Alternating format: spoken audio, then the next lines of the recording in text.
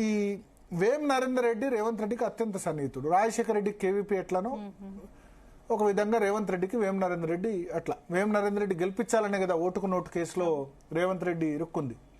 So అంటే ఆయన MLC candidate అప్పుడు. సో అక్కడ ఏమైందంటే తనతో బాగానే ఉంది కానీ మరి తన మిత్రుడితో ఆ విధంగా ఉండడాన్ని ఆయన ఒప్పుకోలేకపోతున్నాడు. సో ఇక్కడ కొండా సురేఖ వాళ్ళైనా వేం నరేందర్ రెడ్డితో కాంప్రమైజ్ కావాలి. అల్టిమేట్గా రేవంత్ రెడ్డి సన్నిహితుడు కాబట్టి వేం నరేందర్ రెడ్డి కూడా ఉమ్మడి వరంగల్ జిల్లాను తాను శాసించాలని అనుకుంటాడు. వేం నరేందర్ రెడ్డి దగ్గరే సీతక్క దగ్గరే, కొండా సురేఖ దగ్గరే, రేవంత్ రెడ్డికి ముగ్గురు దగ్గరే. అక్కడ సీతక్క అయితే ప్రతి రోజు రాఖీ కడుతుంది, వేం నరేందర్ రెడ్డి అత్యంత దగ్గర. సో వాళ్ళిద్దరితో బాగానే ఉంది కానీ కొండా సురేఖ ఆబ్వియస్లీ కొండా మురళి డామినేట్ చేస్తాడు కాబట్టి మిగతా ఎమ్మెల్యేలు భద్రకాళి టెంపుల్ సంబంధించి ఒక పాలకవర్గం వేస్తే ఆమె దేవాదాయ శాఖ మంత్రి అక్కడ లోకల్ ఎమ్మెల్యే కాకుండా సొంతంగా వేసిందని వాళ్ళ అభిప్రాయం. సో జనరల్గా నేచర్ కాంగ్రెస్లో కూడా ఇంతకుముందు ఉండేది ఇట్లే. ఆ కాంగ్రెస్లో ఉన్నప్పుడు పొన్నా లక్ష్మితో పొసిగేది కాదు. ఎర్రబెల్లి దయాకర్ రావుతో టీడీపీతో ఉన్నప్పుడు విపరీతమైన ఫైటింగ్ ఉండేది. వాళ్ళకైతే చాలా ఆగర్భ శత్రుత్వం, హత్యాయత్నాల దాకా కూడా వెళ్ళిన సందర్భం ఉంది. సో అటువంటి ఇష్యూ ఉన్న నేపథ్యంలో ప్లస్ ఇంకోటి ఆమె రేవూరు ప్రకాష్ రెడ్డితో గొడవ పెట్టుకుంటుంది. రేవూరు ప్రకాష్ రెడ్డి రేవంత్ రెడ్డి టీడీపీ నుంచి తీసుకొచ్చారు. నరసంపేట నుంచి ఎమ్మెల్యేగా నిలబడాలి, పరకాల వీళ్ళ నియోజకవర్గంలో నిలబడ్డారు. నెక్స్ట్ పరకాల నియోజకవర్గంలో నా బిడ్డ సుష్మితా పటేల్ పోటీ చేస్తుందని కొండా సురేఖ అనౌన్స్ చేశారు. సో అందరు రేవంత్ రెడ్డికి సన్నిహితులు. ఇక్కడ సీతక్క సన్నిహితురాలే, వేం నరేందర్ రెడ్డి సన్నిహితురాలే, రేవూరు ప్రకాష్ రెడ్డి కూడా ఇబ్బంది పెడుతోంది. అయితే కొండా సురేఖ ఏంటంటే నేను ఎలక్షన్ ముందు సపోర్ట్ ఉన్నా అవుట్ రైట్గా రేవంత్ రెడ్డికి. ఉత్తమ్ కుమార్ రెడ్డి, బట్టి విక్రమార్క వాళ్ళందరినీ డైరెక్ట్గా ఓపెన్గానే తిట్టాను.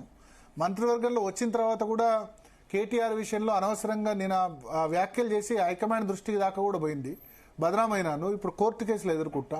ఇంత చేసిన రేవంత్ రెడ్డి నాకెందుకు వ్యతిరేకంగా చేస్తున్నారు అని చెప్పి.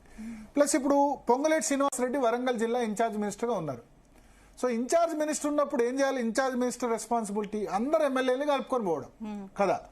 సో ఎమ్మెల్యేలు అందరూ ఆమెకు వ్యతిరేకంగా ఉన్నప్పుడు పొంగులేటి శ్రీనివాసరెడ్డి ఏం చేస్తాడు? ఎమ్మెల్యేలు అందరూ వ్యతిరేకంగా ఉన్న అందరు ఎమ్మెల్యేలు కావాలా, కొండా సురేఖ ఒక్కరితో కావాలా? అందరు ఎమ్మెల్యేలే కావాలి.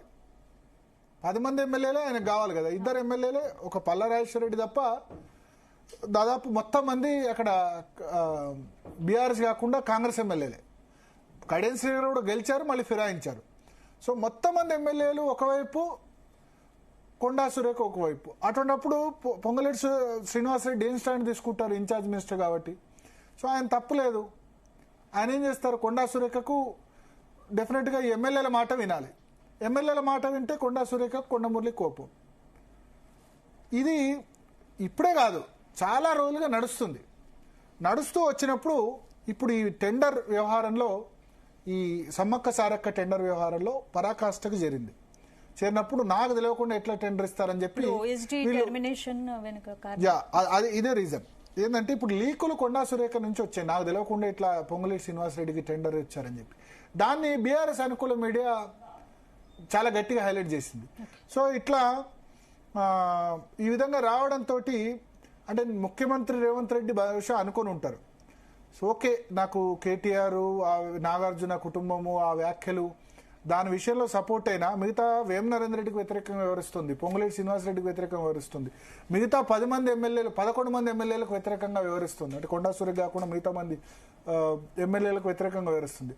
ఇంత ఉన్నప్పుడు గతంలోనే ఏంటంటే ఆమెను డ్రాప్ చేస్తారు క్యాబినెట్ నుంచి అన్నారు. కానీ డ్రాప్ చేయడం అంత ఈజీ కాదు. ఎందుకంటే ఉన్నదే బీసీలు 15 మందిలో ఇప్పుడున్న క్యాబినెట్లో కదా. పద్మశాలి, ఆమె స్వతహాగా పద్మశాలి. కొండా సురేఖ మున్నూరు కాపు. సరే, కొండా సురేఖ స్వతహాగా పద్మశాలి, కొండా మురళి మున్నూరు కాపు. సో ఇన్ని క్వాలిటీస్ ఉన్నాయి. ఆమె పద్మశాలి అని చెప్పుకోవచ్చు, మున్నూరు కాపు అని చెప్పుకోవచ్చు, లేడీ కోట, లేడీలు ఇద్దరే ఉన్నారు కదా, సీతక్క ఉన్న ఆమె. సో అంత ఈజీ కాదు. కాకపోతే ఆమె మిగతా ఎమ్మెల్యేలతో పడట్లేదు, నోటి దురుసు, ఇవన్నీ కారణాలతో డ్రాప్ చేస్తారని వార్తలు వచ్చినా సామాజిక న్యాయం పరంగా అవుతుంది. నిన్న ఆమె చిట్చాటు పెట్టాను, రెడ్డిలు అంతా కలిసి నన్ను తొక్కాలని చూస్తున్నారని చెప్పి. సో ఇవన్నీ కూడా మైనస్ అవుతాయి కదా. సో ఈ నేపథ్యంలో ఒక వార్నింగ్ ఇవ్వాలి. వార్నింగ్ ఏంటి? కొండా సురేఖ డ్రాప్ చేస్తే ప్రాబ్లం, డ్రాప్ చేయకుండా నువ్వు ఇక్కడితో ఆగు, లేకుంటే ఇంకా తదుపరి చర్యలకు వెళ్లాల్సి ఉంటుందని చెప్పి ఓఎస్డీని తీసేశారు. అంటే ఇప్పుడు సుమంత్ అనే వ్యక్తి ఓఎస్డి. సో అతన్ని సంబంధించి ఇప్పుడు ఉన్న ఆరోపణ ఏంటంటే సుమన్ తేజీ చెప్తే అది కొండా సురేఖ దగ్గర అవుతుంది, పని అవుతుంది, మిగతా ఎవరు అక్కడ ఉన్న స్టాఫ్ ఎవరిది వేరే వాళ్ళది కూడా నడవదు, ఓఎస్డీగా ఉన్న వ్యక్తిదే నడుస్తుంది చెప్పి. ఇది కేవలం కొండా సురేఖ దగ్గర కాదు, మిగతా మంత్రులందరి దగ్గర కూడా అట్లే ఉంటుంది. మంత్రులు ఏం చెప్తే అది ఓఎస్డీలు చేస్తారు.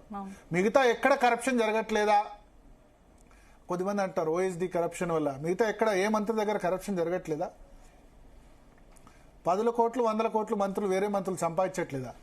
కేవలం కొండా సురేఖ ఓఎస్డీ ఎందుకు టార్గెట్ అంటే అక్కడ ముఖ్యమంత్రి ఏం భావించారంటే ఒక వార్నింగ్ ఇవ్వాలి కొండా సురేఖ, నువ్వు ఎమ్మెల్యేలతో గొడవ పెట్టుకోకు, నువ్వు పొంగులేటి శ్రీనివాసరెడ్డి మీద అనవసరంగా చెప్పకు, నేను కాంట్రాక్ట్ ఇచ్చిన తర్వాత కూడా మళ్ళీ దాన్ని ధిక్కరిస్తే ఎట్లా అన్న ఉద్దేశంతో అక్కడ ముఖ్యమంత్రి రేవంత్ రెడ్డి చాలా క్లియర్ గా ఆయన మెసేజ్ కొండా సురేఖకు ఇవ్వాలనుకున్నారు. ఇవ్వాలనుకునే ఆయన క్లియర్ గా కొండా సురేఖపై ఒత్తిడి తేవడానికి ఎస్ అంటే ఏంటంటే ఒత్తిడి కంటే ఎక్కువ వార్నింగ్ ఇంకొక మాట ముందుకెళ్తే బాగుండదు, అనవసరంగా ఈ విషయాన్ని ఇక్కడ వదిలేయాలి. ఏ సమ్మక్క సారక్క టెండర్ విషయమైనా మిగతా విషయమైనా మంత్రుల శాఖలు ఎట్లా ఉన్నా అల్టిమేట్ గా ఫైనల్ నేను. సో ఆ టెండర్ సంబంధించి ఇన్సైడ్ ఏంటంటే పొంగులేటి శ్రీనివాసరెడ్డికి నిజానికి ఆయన అన్నారు ఒక మాట, ఈ 60-70 కోట్ల కాంట్రాక్ట్ పెద్దగా నాకు లెక్క కాదని. ఆయన రాఘవ కన్స్ట్రక్షన్స్ నిజంగానే చాలా పెద్ద పెద్ద కాంట్రాక్టులు చేస్తుంది, ఇది చాలా చిన్న కాంట్రాక్టే. సో ఆయన తన మనుషులకు ఎవరికో ఇప్పించుకొని వర్క్స్ తొందరగా కంప్లీట్ చేయాలి. ఇప్పుడు ఫిబ్రవరి లోపు పనులు కావాలి, ఇవాళ ఆల్రెడీ అక్టోబర్ ఉంది, 3-4 నెలల్లో వర్క్స్ కంప్లీట్ కాకపోతే వేస్ట్ కదా. సో వర్క్స్ తొందరగా కంప్లీట్ కావాలి, బిల్స్ ఏమో ఇచ్చే పరిస్థితి లేదు కాంగ్రెస్ గవర్నమెంట్, కాబట్టి ఎప్పుడు బిల్స్ ఇచ్చినా చూసుకొని ఆయనకు అప్పగిచ్చారు. నేను అప్పగిచ్చిన తర్వాత కూడా ఏంటి అన్నదే ఇక్కడ ఇష్యూ. ఇది కొండా సురేఖ పొంగులేటి శ్రీనివాసరెడ్డి లేదా రేవంత్ రెడ్డి మధ్య జరుగుతున్న సంఘర్షణ. ఇక రెండో మంత్రి వివాదం